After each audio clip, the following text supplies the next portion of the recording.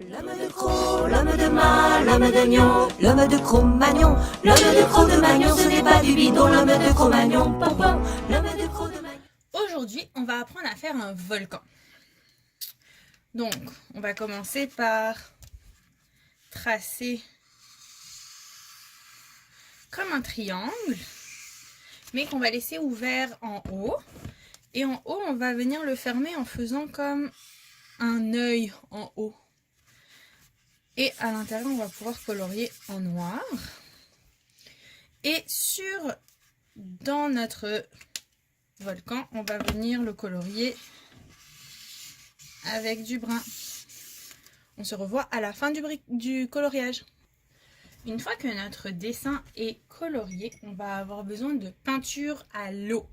Donc si tu as de la peinture à l'eau, tu peux le faire comme ça. Sinon, tu peux faire la même chose que nous, mais avec des marqueurs et en le dessinant. Alors nous, ce qu'on va faire, c'est qu'on va avoir besoin de peinture à eau, mais on va aussi avoir besoin d'une paille pour souffler dedans. Alors, on va avoir besoin cette fois-ci que notre peinture soit très mouillée. Donc je vais rajouter assez d'eau pour que la peinture ait la couleur, mais que ce soit mouillé. Et je vais venir mettre des gouttes en haut de mon volcan. Et avec ma paille, je vais souffler pour étendre l'eau.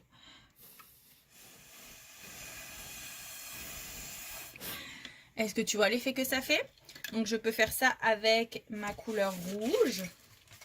Je peux aussi faire ça avec le jaune.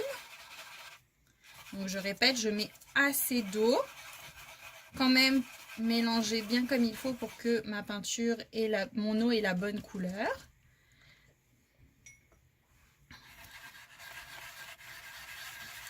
Et je fais donc ça avec mes trois couleurs. Je vais pouvoir venir mettre ici. Et avec ma paille, je vais souffler pour venir étendre l'eau. Je peux tourner la feuille.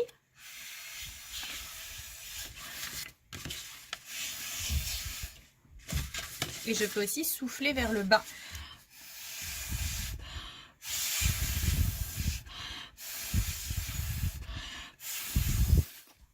Je vais faire une explosion de volcan.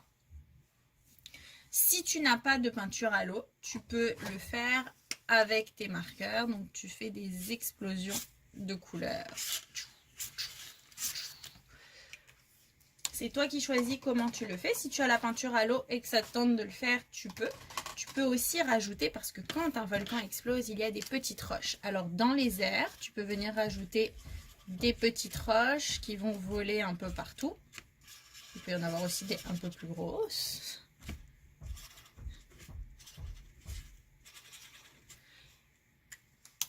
Et voilà, dans les commentaires, dans la description du dessin, je vais mettre un lien vers un site internet où tu vas pouvoir tester avec tes parents les différentes caractéristiques d'un volcan et voir comment il explose. Donc je te laisse t'amuser avec ça et je t'invite à envoyer à ton professeur les résultats de ton volcan. C'était au temps de la préhistoire, il y a 2 ou 300 000 ans, vint au monde un être bizarre, proche parent de l'orang-outan, debout sur ses pattes.